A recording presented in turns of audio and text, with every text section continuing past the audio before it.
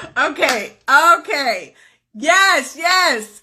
Welcome to Plant-Based with Nicole, my season finale. I'm your host, Plant-Based Nicole Richey. I have a treat for you today. I'm ending my season with a wonderful, wonderful man, Plantmaster P33, aka Perí, who went from slanging meat to slanging lettuce and avocado. Hey, Plantmaster! You guys, I'm so excited to interview him. So Perí JeMar Slaughter, a wandering chef nomad who has transformed his life from BBQ Pitmaster to the Plantmaster, a former owner of the successful barbecue food truck business that through his health complications transitioned and saved his own life by starting to implement and live a more natural lifestyle and started creating raw living health healing foods and living a more holistic lifestyle, and at the same time helping others do the same. But in a nutshell, he's one of many who are now being more self-aware and moving from a place of death to a thriving, in-tune life. He often makes the statement, I went from a pitmaster to plantmaster. The journey of death and rebirth. It's been a wild one, but so much of an epic adventure. I am excited to bring on my guest. Thank you guys for joining that are here now. Thank you guys. Hello, Shelly. Hello, Daisy. Share the live, please, to at least 5 of your friends. I'm going to go ahead and bring him on now. Master, where are you at? Just one moment. There you are. Hey, what's up? Hey. How's it going? Good. Looks like we both got the red on. Red's my favorite color. So. Yeah. How funny. That's funny. Even a red head thing, yeah, huh? headband. Oh, we are in sync. Yeah, that alignment. That's what I'm talking about. How are you? I'm doing well. How about yourself? I'm doing well. You're my season finale. I'm ending it, you know, in style. Bang. There we go.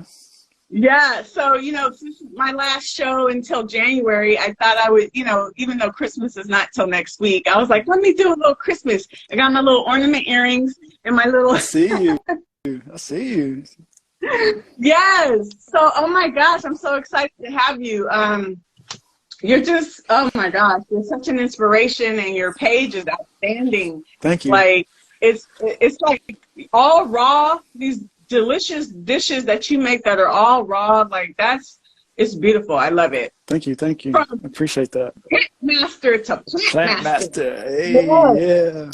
So I want to start off with oh, sorry. Go ahead. No, I'm you're sorry. good. I was saying hi to Olivia. I saw her pop up. So Okay. Aunt Creeps and everyone else in here. Thank you guys. Please share this live with 5 or 10 of your friends. We're getting the word out. You know, we're going to get this message out. So I want to play a game. I've been playing a different game, but I changed it. So I did it only done it once. Right. So this is a game I can't even prepare for, or else that'd be cheating. So it's usually with a group of people, and then each person keeps getting out until it's down one-on-one, which makes it more difficult. So we're gonna just be going back and forth with questions. You don't answer the questions. You have to think of questions quickly. And I make it a little more challenging because the topic has to be like with health, like health and wealth, you know, like fat loss, health, stuff like that. It can even be about, you know, healthy grocery stores you shop at. So example question could be like, how long have you been raw? But you're not answering, you're just going back and forth. Hey, Southern Vegan Eats. So it's like you can't pause. You can't stop, laugh, hesitate. It has to be quick, or else whoever messes up is out. Now, last week I played with Southern Vegan Eats, and I lost. Oh yeah. Because I got tongue tied. Yeah. It's hard to think of questions. It's hard. You ready? Yeah, ready or not. Okay, so let me think of a first question first to get it started. You got your first question ready? Sure. Okay, dang, I don't. Okay, ready? And you're not answering the questions. Gotcha. You're just throwing back. It's like, bam, bam. How much weight did you lose? When did your health journey start? Do you like apples? What's your favorite fruit? Are you a chef? Are you? I can't. You got me. Okay. I didn't know. I knew I wasn't going to last long. One more chance. So that's how it is. When it's a group of people, it's like people keep falling off. And, when it's quick, it's ready? quick. All right. Okay. So this is testing our speed and being able to think quick. Okay. Let me think of another question. Okay. Ready? Dang. Do you still have a barbecue food truck? What kind of sprouts do you put on your salad? Do you fast every week? When you eat fruit, do you juice it? How do you eat cranberries? Do you enjoy durian? Is persimmons good? Have you ever made an ice cream? Are you tall? Are you short? Oh man. Okay. So we went a little longer that time, so that was cool. Yeah, a little longer. I couldn't think of you threw me off because I actually shouldn't have asked that because that's not really a health question. But anyway, good job. It's all good. Yeah. All right. Okay, good. Now that we tested our speed and knowledge, okay, let's get on to your story. Let's get on to your story. So you went from, look, you know, everybody probably starts their interviews off with you with this because I love the title. I went from a pitmaster to a plantmaster. Like you literally used to be an owner of a food truck, and now you're slinging lettuce and avocado and raw meat. Yeah. So, oh my goodness. So tell me about like, what was the turning point? Like you were dealing with some health issues when you were eating a regular standard American diet. So what was like the turning point that made you just be like, I need to do something about my health? Like what happened? What was going on in your physical state that made you say, I need to go to a different lifestyle? Yeah, so the ultimate cause of me changing was some issues with my digestive system. And I really didn't, it didn't manifest itself physically in my stomach, but it manifested itself in hemorrhoids, some hemorrhoids I had been having. And granted, I was at the age around, I think I was around 34, 35 when I started having complications with hemorrhoids. But, you know, when you start asking people about their experiences with things, you know, health was always kind of, I would always fear a lot when it came to health because, you know, we're always inundated with, you know, all these health complications as you get older. And so, you know, the stigma is as you get older, your body falls apart, right? So I just chopped it up to, you know, this is one of the things that happen when you get older. But I was fairly young. And so when I started asking people about hemorrhoids, they were like, you know, that's just part of getting old. Like they'd say the same thing, you know, I wouldn't worry about it too much, da, da, da, da, da. But there was, at one point I was at work when I had my full-time job and I had to go to the bathroom. And granted, before this build-up happened to what I'm getting ready to tell you, I did have some red flags as in when I go to the bathroom when I got done doing number 2, you know, I'd wipe and see blood. But they would say that was characteristics of the hemorrhoids, you know, because they would get irritated and whatnot. Yeah. And so there would be blood. So I knew it wasn't, I didn't chalk it up to something that was internal. It was just that the blood was coming from the irritated hemorrhoid or whatever. So, okay, fast forward to the time that I was at work. And then the hemorrhoid started acting up on me, but it was really, really painful this time ago. Like it just came out of nowhere. It was really, really painful. And so when I went to go use the bathroom, when I went to do my due, blood came out, like a lot of blood came out. And it was like actually like one of my worst nightmares. It's something that I feared all my life, stuff I've thought about before, you know, just because deep down inside I kind of knew the lifestyle I was living wasn't right. I think at some point, a lot of us, when we're eating bad, we know we're doing it, but it's more of a denial thing. It's just like, well, everybody else does it, like this, you know, everybody else does it, this is just the way it is and blah blah blah. But when this happened, it kind of just turned my world upside down. So like I said, I feared, it was like my worst fear. I feared my health deteriorating, and so I was like, oh gosh, I'm getting ready to die, I don't know what this is, you know what I mean? Blood is bad. And so I went to the doctor, and he recommended that I went and got a colonoscopy. And so, granted, knowing now that they say that colonoscopies aren't that great, I went ahead and did it anyway. I don't regret doing it just because it gave me a good idea of what was going on. But when I had the colonoscopy, they found a few precancerous polyps that had started to grow, to pretty decent size. And so they went in, cut those out. And when I came out of the anesthesia, I was talking to the surgeons were doing I guess it's considered a surgery. So they happened to be all women. It was like 4 women.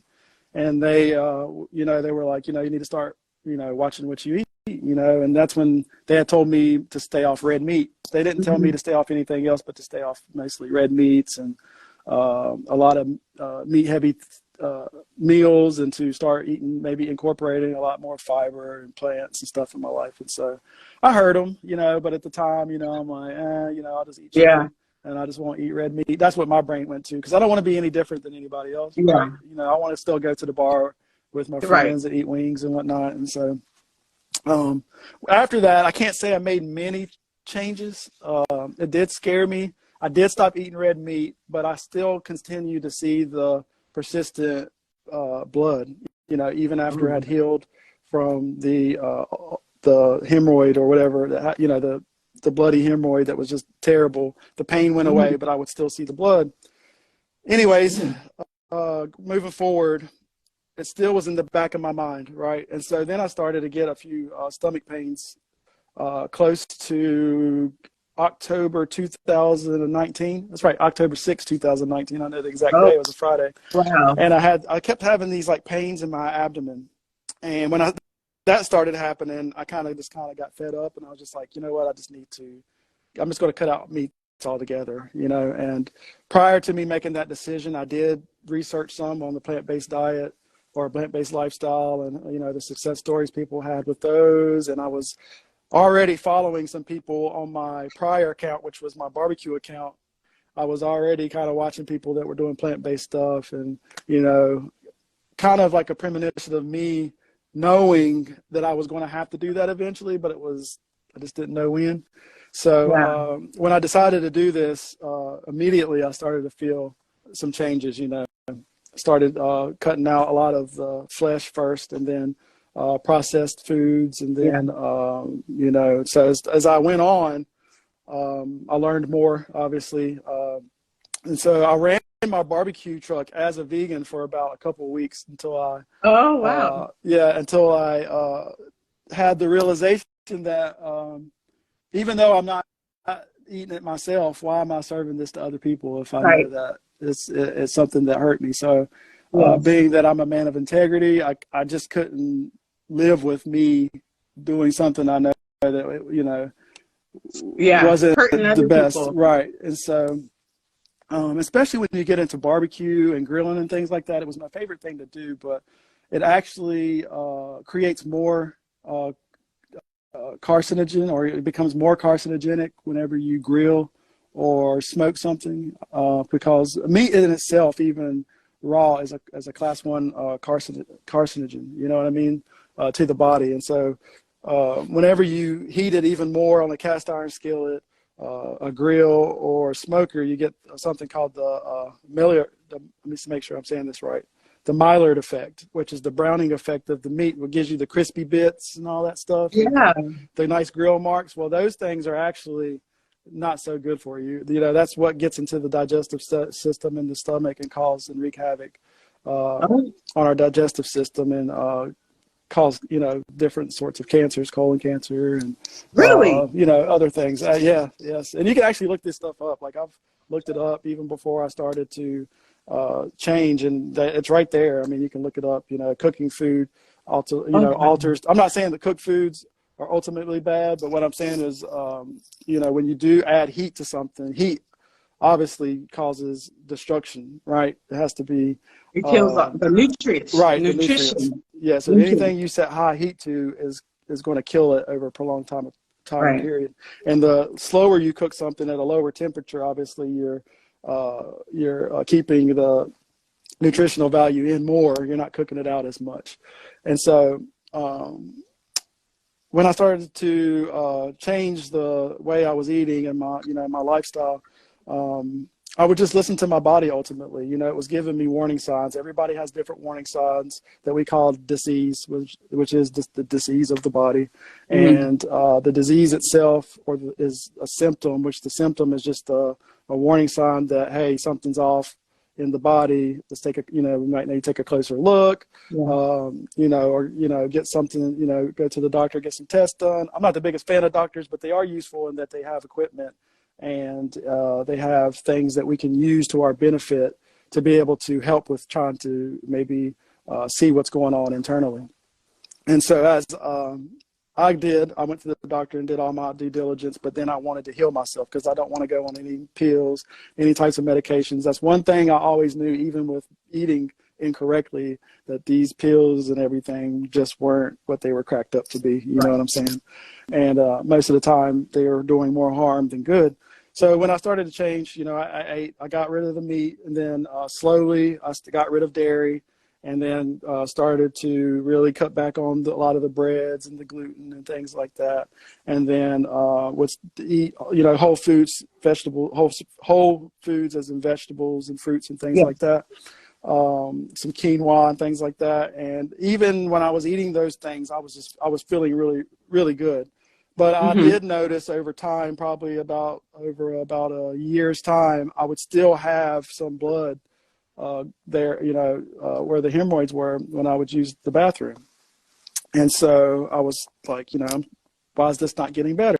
Yeah. So then I started to incorporate more raw foods because I started to understand the importance of getting the full nutritional value of the food. Right. And so I was like, let me try this out. Obviously, going from cooked food to raw food is quite the challenge. For me, it wasn't that bad just because there was some urgency in my mind of me wanting to heal. Yeah. So I was like, I want to do this and see what results I get. So I started eating the raw foods. I would fast or intermittent fast up till about noon. And then I would break my fast around noon with fruits, raw fruits, smoothie, maybe a fresh salad, or even just veggies cut up with some hummus or something. And then I would allow myself to have cooked meals in the evening. And so as I did that, I could slowly start seeing over time that my body was craving more of the fresh vegetables and fruits more than the cooked things I was eating. And so I also noticed that I would get an influx of mucus in my throat when I would eat the cooked food, more so than the raw foods. And so when I started to see those subtle signs in my body, it was really easy for me just to shift away from the cooked foods and start preparing the raw foods. So when I started to prepare the raw foods over time as well, it took some time, maybe after a few months of eating raw, I noticed that the blood had completely went away. Like I wasn't seeing any blood. Yeah. Some of the irritation and stuff down there with the hemorrhoids seemed to ease up, and so I was like, okay, well, something's definitely working. So I'm just going to keep continuing to do this. So that's what I did, and ultimately just ate raw for, probably about a year and a half. And then, sometimes I would still eat some cooked foods every once in a while or whatever. But, my body still is at a point now from the cleansing I've done that cooked foods affect me in a way that makes me kind of sluggish now. So when I do eat it, I feel it. Yeah. But I do attribute the transitioning to a raw plant-based diet, lifestyle to healing a lot of the issues and symptoms I was having. Wow. That's an amazing story. So when you had those, you said they were precancerous, what is it called? Polyps. Again? Polyps. Yeah. So it's like you wouldn't have found out about those polyps had you not had the hemorrhoids, right? Right. Because you went to the doctor because of the hemorrhoids, and then they ended up finding those. Yeah. And then they removed them. Right. So thank God for that. Absolutely. And then you were saying that you went plant-based, you were feeling better, but it still wasn't quite healing everything completely, and which made you transition to raw. So you had to go up even a step further. Yeah. And now, that's awesome. What a wonderful testimony. So how long has it been since you've been eating raw now? You said 2 years? Yeah, I started probably eating raw around 2020, yeah. Yeah. And Okay, 2 years. And then you were eating plant-based, just cooked and everything for how long prior to that? probably about 20, about the, I'd say mid 2020. So not quite 2 years raw, but about a year and a half. Okay. Right. But I think we're getting ready to go into 2003. So yeah, it's almost about, yeah. it's almost 2 years, but yeah. Yeah. I just think it's amazing what food can do to us, or what it can do for our bodies. Like you said, like you went plant-based, and although there were some changes, it still wasn't quite all the way fixing everything, right? And then you had to take a further step. So I appreciate you sharing that, because like for me, I've been eating plant-based for 12 years, and my body's so used to eating plant-based that things still happen sometimes. And when I need to heal something, I have to take it up a step further as well. I have to go like, all raw or something like that. And I find that usually that helps. So it's amazing what eating raw foods can do, because you're getting all the nutrition. You're not killing the enzymes and the nutrients by cooking it. So I think it's just wonderful. Everybody listening, I'm not saying everybody needs to eat raw, but I'm just saying it's amazing what raw foods can do. Absolutely. Yeah, what a wonderful story. And I'm very happy that you found a way for your body to heal itself, and you're now thriving. Thank you. And you're doing well, and you're helping and inspiring so many others. So you healed yourself, which is amazing, and that's like the probably the most important benefit that you can share with us. What's some of the other benefits you had that you had from going raw once you switched to all raw? My intellectual abilities, like the way that my brain shifted and the way that my thought process changed, was probably one of the biggest things that I could, attribute. Like the physical health is good and everything, right? Like we're good to get our body, but the mental shift that happens and what happens to the mind as you clean out is pretty spectacular, because I wasn't really an overachiever as a child. Class clown was considered, to me, I would never really consider myself a smart guy. I was kind of got through school or whatever the best I could, but when I started to clean out, things started to come easier for me. A lot of the things that I couldn't understand spiritually actually started to open up for me. That's probably one of the biggest things that I could, the health thing is really, really good. It's really good. But when we get down to what health really is, it's our emotional and mental status at the foundation, because the food typically is fed by emotion, right? And so once you get past the physical healing, you'll start noticing that a lot of the food options and the things that we were eating were creating imbalance or a not so good environment in our body, which kind of hinders our mind, you know what I mean? And so, and our emotions. And so instead of working on our traumas and emotions that we've gathered in life, we usually treat those issues with food. Like if you're sad one day, you go get the tub of ice cream and you start eating it and all that. And so the food is ultimately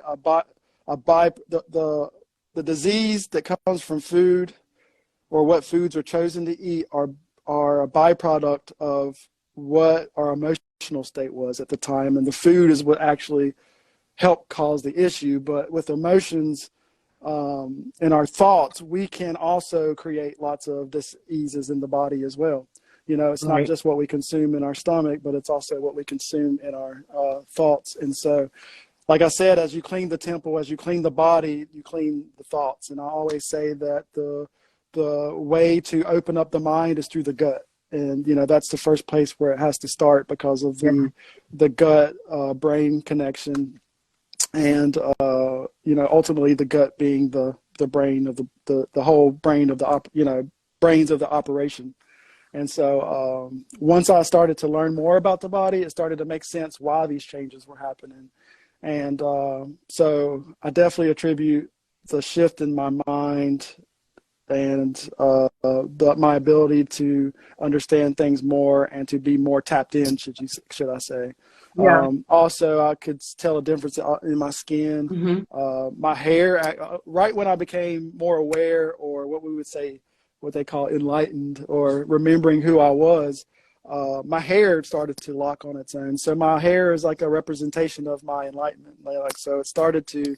I've always wanted locks, you know, and I never even knew my hair would do this. I've seen people get them, and I thought you had to go to somebody and get them done, you know, and whatever. But, you know, I actually just put the intention and the thought in my head. And as time went on, my hair just started to lock on its own. And so as a tree grows, you know, and starts to fruit, I feel like on my journey that my hair and the representation of that my hair is starting to grow. And like a palm tree or something like a tree is like me blossoming into who I am now. And I believe that's everybody, you know. We're like plants, we're like trees. So, you know, as we, you know, when a tree is getting the proper nutrients and what it actually needs in order to survive, just like we do, we begin to thrive. Right. So, yeah, absolutely. Well, that's amazing. All these wonderful benefits you have. And I have locks under here, by the way. Oh, yeah. I love the lock journey. Yes, it's amazing. It's amazing what the hair can do. Just seeing the transition from the beginning and when it was just regular, loose, natural hair, and now they're these individual strength leaves. Right. From, you know, it's like we're a tree and there are leaves. Right. It's amazing to see that. That's wonderful. So when you went raw, like once you went raw, what kind of things were you eating that were helping you heal? Like, were you eating a lot of raw May food, like the raw May gore? It's all good. Oh, I know what you're trying to say. Gourmet raw? Or were you eating a lot, like, you know, the basic easy fruits and vegetables, like keeping it simple? Like, what was your sample day of eating? Like, as you were healing, what were you eating? I was eating actually very simple. I still keep some of the pics I had of when I was first started, but it was a lot of just cut up veggies, like cut up cucumbers, carrots, even onion. I don't know. I was just eating anything you can cut up and eat simple, right? Yeah. And being me, I'm a chef. You know, I didn't go to school to be a chef, but I'm a self-taught chef. Through just experience and having the food truck and all that, you know, I love to be creative. So I then was trying to figure it out, you know, how can I make these foods exciting? You know, I went from barbecue food truck to, I also did intimate dinners as well, like course dinners where they'd have 4 or 5 course meals. So I went from doing that to trying to figure out how in the world do I make raw foods? How do you uncook food and make it palatable for somebody that eats cooked food, or you know what I mean? And so that's when I started to really dig into some of the people I was seeing on IG. Olivia, the one I said hi to earlier, she was one of the ones that I watched quite a bit, and so amongst, you know, other raw food chefs that were amazing. And at the time, raw foods weren't that popular as they are becoming at this moment. Yeah. But you know, I saw people using the dehydrator, so then I just bought me a dehydrator, and then I just started practicing, and I wanted to create, you know, dishes that I could call my own. And so I just got in there and just started, you know, practicing. At first I would go to people's YouTube pages and kind of see what they were doing to kind of lay myself a foundation of how certain things were made. And then once I kind of got the gist of how some of these things were made and actually how simple they actually really were, I just started diving in. And once you get the ingredients in your head of what do what now instead of what we were using before, it becomes easier and easier and easier, and you can be so creative. And so I don't miss anything from the standard American diet because I feel like I have more variety now than I ever did when I was eating any of that, because, you know, all I was eating was pizza, chicken wings, hamburgers, and French fries, you know, which is it's boring, you know, but those foods were not good for you, but they were good. We ate those things because they were physically good to the taste buds. Yeah. And so I wanted to figure out how to make those foods raw as well, because, you know, we have these emotional attachments to food. And so if we can trick the brain into having something that looks like we had in our prior eating lifestyle to something that is still delicious and looks like it in the healthier version, then we can make that transition for people a little, you know, easier, so it's not as much of a burden on them. Right. You know what I'm saying? And it's something familiar, and they don't have to mess themselves up emotionally by completely changing something when they have something that's familiar. Yeah. It's like the same thing, but a healthier version of it. Right, right. Your page, man, I've been looking at your food and I'm like, bruh, man, I wish I could do that. I probably could if I just stopped being, you know, well, I want to get into your cookbooks in a minute, but I want to kind of go a little bit to a different direction. So I saw in May that you did like a dry fast for 9 days. Right. Y'all, a dry fast, it's one thing to fast on just water only, but this brother took it to another level. He dry fasted. That means no food or water, right? For 9 days. Right. No water for 9 days? Yep, no food and no water. Ciao. Please.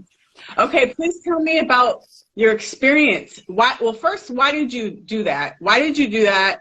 And then did you have any like benefits or healing or anything positive that happened during those 9 days? Right. Yes, I definitely did. And let me start by saying that when I did the 9-day dry fast, I was prior a practicer of fasting. So I didn't just jump into the 9 days. I actually, you know, I transitioned correctly, like any, you know, even when you're going from a standard American diet to more of a holistic, there's there's a way to do it, a correct way to do it. And there's, a responsible way to do things. And so even in religion, I come from a religious background. My dad's a preacher. I'm son of a preacher man. And my mother is a pastor. Okay. Yeah. So you know the vibes. And so like I grew up around all preachers and ministers and all that. And so although we didn't practice a lot of fasting, I got a lot of knowledge in scripture about fasting from the scriptures. You know, I would notice that anytime anybody wanted to go before God and, you know, speak to God, that they would, to get a message or an answer, they would fast, you know, or they would take certain things out of their, diet per se, and eat lighter in order to access like Daniel, like Daniel, and when you do things during Lent, right? So, but when we talk about fasting, by definition, fasting is actually abstaining from food, right? You can still have the liquids like water and things like that, but it's to abstain from food. And so I didn't really understand the fasting part, other than it was just a way to reach God. You know what I mean? I didn't know the spiritual aspects of it or the healing aspect of it at the time, but I was practicing because it was what I was brought up, you know, in religion to do. And I started studying the Torah, which a lot of people know that's watched me before.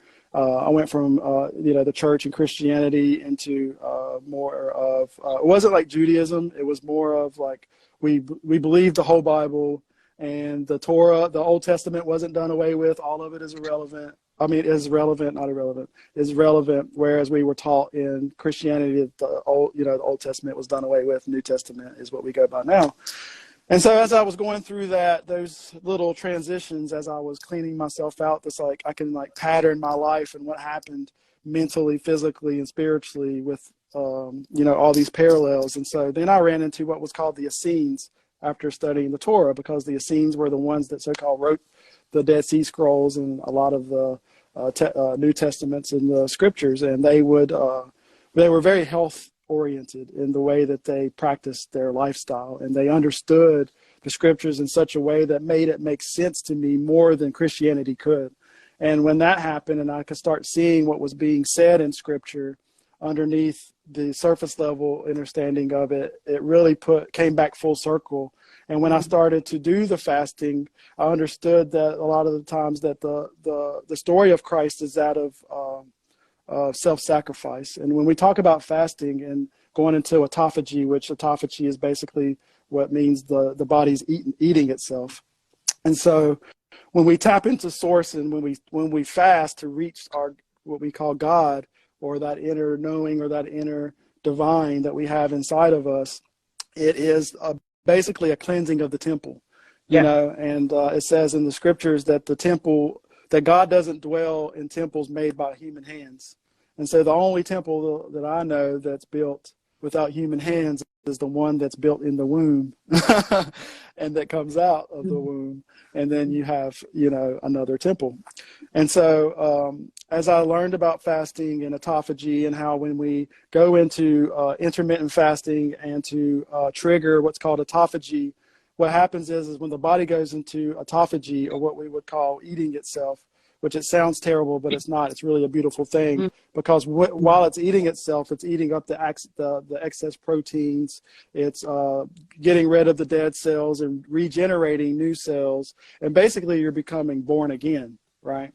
Your body is regenerating, because we are a regenerative species, right? Like when you get a cut, it heals. It don't stay a scar. So our body does more than just heal outer scars. It can heal inner scars, but you got to dig deep enough in order to get some of those, because of the damage that we've done with some of the foods we've eaten.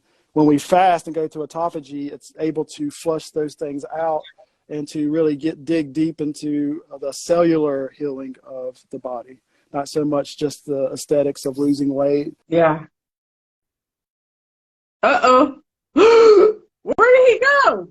Okay. Sorry, guys. Don't leave. Don't you dare leave.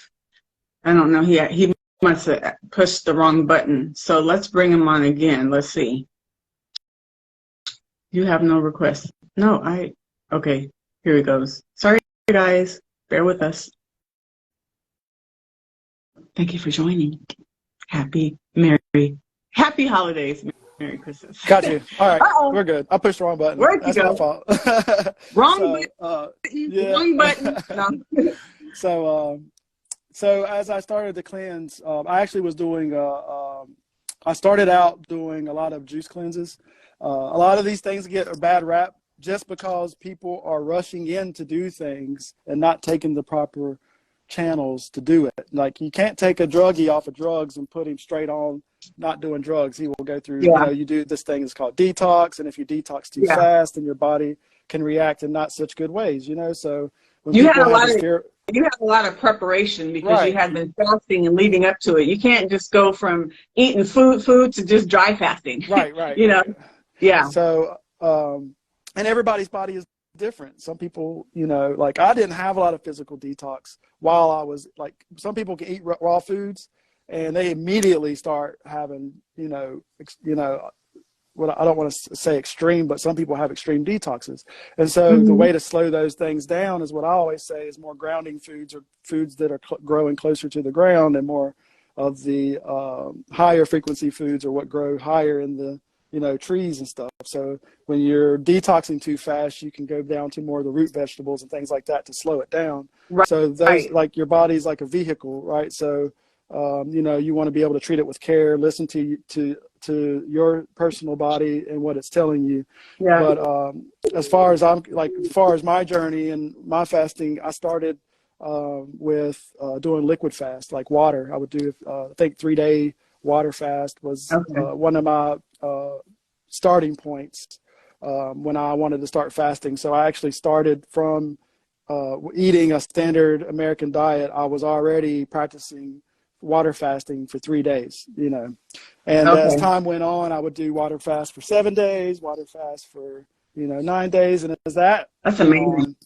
Yeah, it's amazing because, you know, it takes time and you don't get the results right away. A lot of people think, you know, we all live in this world where we get what we want right when we want it. Everything's at the touch of a button or whatever now. And with the body, you know, although it doesn't take the same amount of time generally to bounce back from a health issue as it did to create it, which is a great thing, it still takes time for it to be able to get rid of all the gunk that we put into our body. And so as I started to study fasting and learning about what it does, I then last year did a 123-day juice fast. It was starting in January, which I'm getting ready to start again this January. I kind of got myself on this cycle and the solar cycle and all that stuff. So I'm getting ready to do it again. Do it? I don't know yet. I just kind of go. I've learned not to set days. I just kind of go with how my body feels, but I did notice that as I was doing it last time, I felt better when I had less, and I felt at my best. I wasn't losing a lot of weight at the time because although you do lose weight when you fast, each time you do it, what you're doing is getting your body acclimated to a different density of food, correct? So if your body is used to heavier, dense foods, when your body goes into fasting, it's going to automatically start to want more. You know what I mean? Because that's what it's used to getting is more. Right. But as you learn to fast, your body kind of starts to balance out to where you need less physical food and sustenance and more of the what we have, breath, sun, things like that, because we basically like trees, right? And so I did notice as I've done this that my body responds better and better each time. So it's this breaking down of the temple and building it up, just like if you lift weights or anything, you understand that there has to be a tearing down of the muscle. And as those tears mend and mold and heal, and they get bigger and bigger and bigger, right? Yeah. But we're just doing this, internally. And so basically it's a sweep of your system. Right. A good sweep, a good old fashioned spring clean, right? Getting rid of all the mess and Yep. So in January, did you say you're doing juice or water fast? I'll just be doing juice.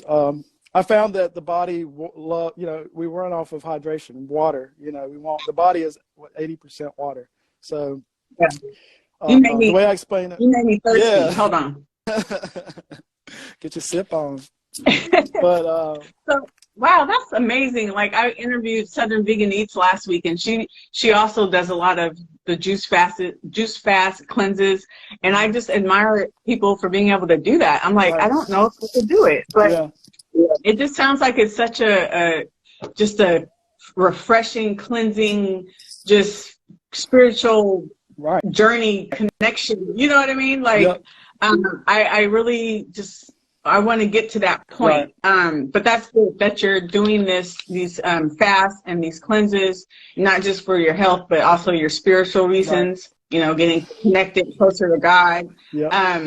So thank you for sharing all that. I wanted to jump into, so you guys, he was a barbecue food truck owner. Okay. For those of you who are just coming on, and now he is a raw vegan chef. He is rawbq.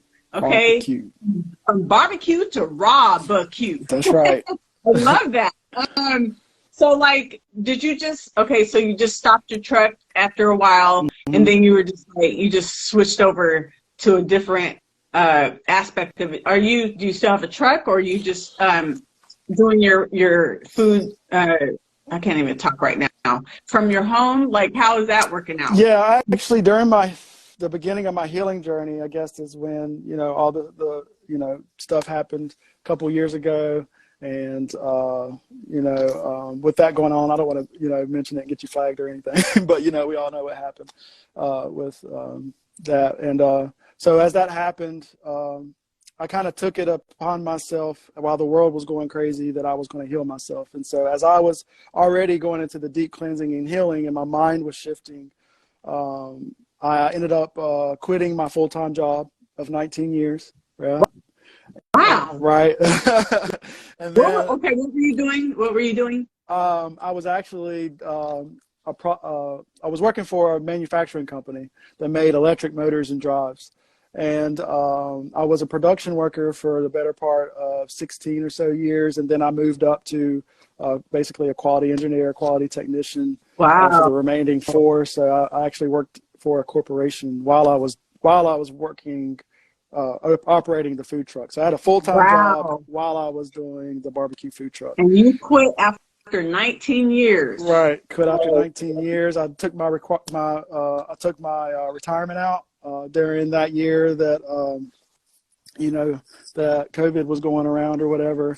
You could take your retirement out without penalty. So a little voice inside my head said, take your retirement and go. It's time to start over. So I took my retirement out, and, being there for so long, I had a good chunk of money, and it gave me the comfortability to quit without feeling the backlash of that decision immediately, and not that there was ever backlash, but and then there was my food truck, which was actually going to supplement my income when I did quit my job. So then I quit that too. So ended that with, I had a partner, and ended up ending that partnership in the food truck, and literally, but most everybody thought I lost my mind, because as I did that, I moved to Tennessee, Bristol, Tennessee, and that's where my healing journey started, out in the Cherokee National Park area. And so as I started to clean out, I became more aware of not just what I was eating, but the things that I was allowing in my life that weren't benefiting me in a health aspect. And my job was one of those.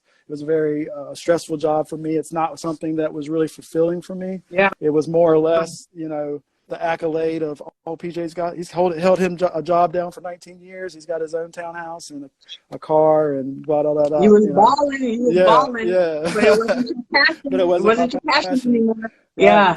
So, but being that barbecue was my passion at the time, I was ready to be done with that, as I've already discussed. And then, I kind of just had time to heal. I had some friends I was staying with in Tennessee who were like-minded, and allowed me to come into their home. And I just stayed there for a better part of almost a year and a half. And then that's when I just started traveling, after I got done with what I thought was the majority of, the healing, which there was more healing that needed to be done. But at the point to where I was ready to travel, and travel was something I always wanted to do, but never was able to do because of my job and being tied down. So I just started to live a less is more type of lifestyle. And as I did, I kind of stepped into what I would say my power, which is my empathy for people. I'm a humanitarian. I love people. I love to see people thriving as I thrive.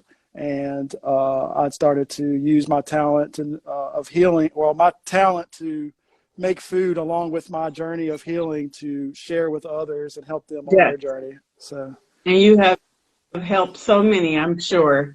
Thank you. That's awesome. To go from, oh wow, you gave up, not gave up, sorry, you removed yourself from a situation so you can do something that you're passionate about, and not only helping you but helping others. Right. So that's amazing. So you have a ReBirth, yeah. I love saying that, ReBirth course and ebook. Mm-hmm. Tell us about that book, and when did you create this book, and what does it include? All right, so the rawbq course is a course that you can go online. It's pre-recorded, so it's like, I could be in everybody's house at one time. And it's basically what I've heard over the years is people were coming to me asking me how we can simplify this. They see people doing raw foods on Instagram and and it seems overwhelming. It seems hard. These things look so sophisticated, and I can agree. I felt the same way when I first started. Coming from being a chef, I had somewhat of a little bit more know-how than the average person would. So I told you about Olivia, who is also a raw food chef as well. Her and her husband were really good friends, and so while I was in Sedona last year doing my fasting, he had a good idea that we would start. He wanted to do a course. That he's a videographer. He wants to do what he loves, and he sees that my passion for travel, and to help people. And he was like, "How about we get together? You take your gift, I take my gift, and we make a course." And so what I did was listen to the people. I made a foundational course that's easy to understand, that's simple, with simple ingredients, to help people lay a foundation to build on when they're in their healing journey. So it's not so overwhelming. Yeah. It's very easy if somebody has a family with children, if they're busy. These things are things that are really easy to implement, and also save money in the process by showing people how to take certain ingredients and make multiple dishes out of those certain ingredients, but also how to make really simple foods really, really delicious, but also look visibly beautiful as well. And so basically that's all I did, was listen to the people. And the course is all videos. It's I think 36 or 37 recipe raw food recipe videos. Oh, wow. That comes with the PDF and the ebook if you get the course. And of course, we have the ebook, which is separate from the course, that just has the recipes from the course in the ebook. So once that came out, people really seem to really be enjoying it. People are hitting me up every day, you know, telling me how much it's helped them out and how delicious the meals are and how easy it is to understand. So it's really good to hear the feedback, you know, from people giving me the confirmation that my intention towards doing this is fruitful. It's working.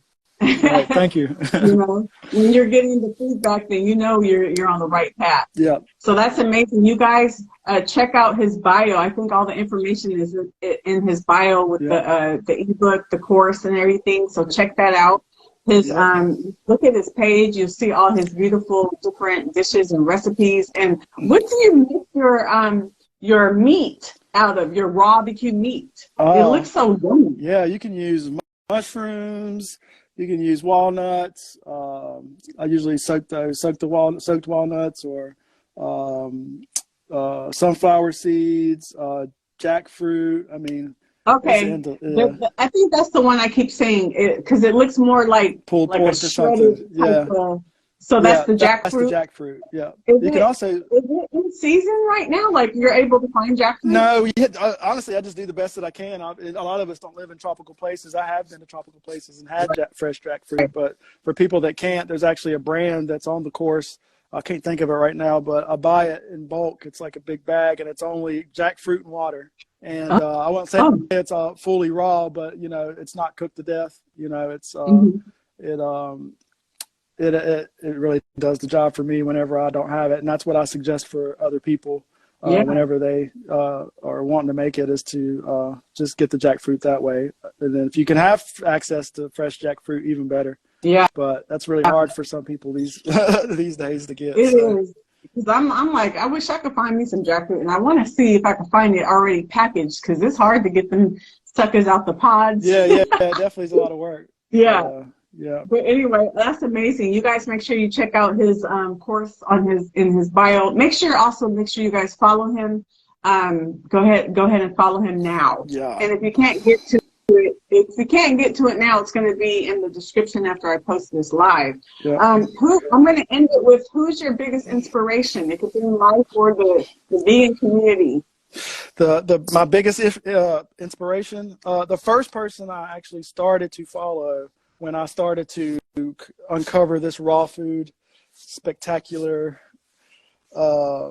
movement that's getting ready to take over that I see is Olivia, probably. Yeah, Olivia was the one that I first started to follow and started to see what she was doing, you know, and then through her I started, you know, seeing the other people. But yeah, it's an interesting time, because at the time, like I said, it wasn't very popular, and as time goes on and as awareness starts to reveal itself in people's different journeys, they're starting to come to the same conclusions we all are, and it's a beautiful thing to witness. And can I say one thing before we end? Yeah.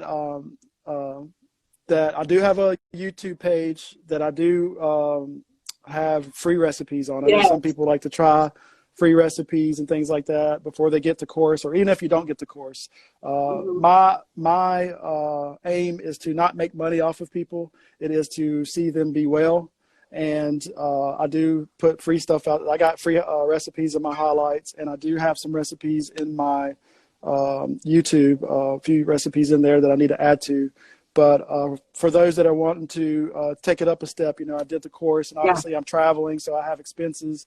So, you know, I wanted to be able to give something that was of value to people that would benefit both in a reciprocal way, you know, in a symbiotic way. And so that my main intention throughout my whole life has been to help humanity. It's always been at the core of my heart, even when I didn't know that I was going to be doing this.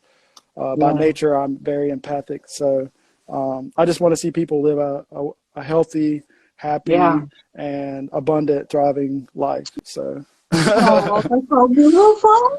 Yeah. He cares about y'all. He cares about y'all. you guys make sure you follow him. Go to his link to get to his YouTube and subscribe. I actually just subscribed to you the other day. Cool, thanks. Yeah, I'm going to check out some of your recipes as well. Thank you for sharing. Who is this Olivia? You need to send me her handle, because you done said her name at least 4 times. She's must be somebody wonderful, so I need to be following her. Yeah. I need to follow her. Yeah, she's definitely cool. She does a lot of cool, things. She has like her raw community, and she's doing her thing and doing her part in this whole scheme. So Olivia Herzog is her name on Instagram, and yeah, definitely go follow her. Her and her husband both are making some big waves in the raw community and getting information out there on health, wellness, and emotional well-being, mindset, and things like that. Okay. So, it's good to see all these people coming together, as a whole, and, doing the work themselves, but also helping others do that work too. Amen. So. Amen. When I post this, can you put her name in the handle after I post it? Yeah, absolutely. Yeah. Okay. All right. Well, thank you so much, Perí. Thank you. It's a pleasure. Appreciate you coming on and sharing your story. You are an inspiration. I'm so thankful that God healed you through your diet, and you are thriving and inspiring so many people. So I appreciate you coming on to talk to me and everyone about that. Absolutely. Thanks for having me on. I love this. Yes. It's always good to just share, right? And help others. Yep. Yeah. And thank you everyone for sharing, coming on and watching, and that are going to watch later. Make sure you guys share this with 5 or 10 of your friends. Thank you, Southern Vegan Eats. Thank you, everyone. I appreciate it. Your support. Thank you for watching my last episode of season 2. I'm having a little break for 3 weeks. Not much of a break. A little break. Ending. This is my finale of season 2, and I'll be starting back up with season 3 on January 8th. So make sure you check my flyer in a few weeks to see who my next guest is. Thank you all. I had a wonderful season and interviewing so many amazing people since September. I've been going every week, interviewing so many wonderful people. So make sure you catch up on my season 2. You can find it on IG by going to my series, click on Plant-Based with Nicole, or you can find it on my YouTube channel. I have a playlist for season 2 of Plant-Based with Nicole. I thank you all for your support. This has been amazing. You all have a wonderful Christmas if you celebrate it. I have my little Christmas tree, my little decor since this is my last show, and Christmas is next Sunday. So thank you all. Happy holidays. Merry Christmas. Thank you, Perí. Absolutely. Keep on pushing, keep thriving, keep inspiring, and I'll see you around on the gram. Sounds good. We'll talk to you later. Bye. Bye, everybody.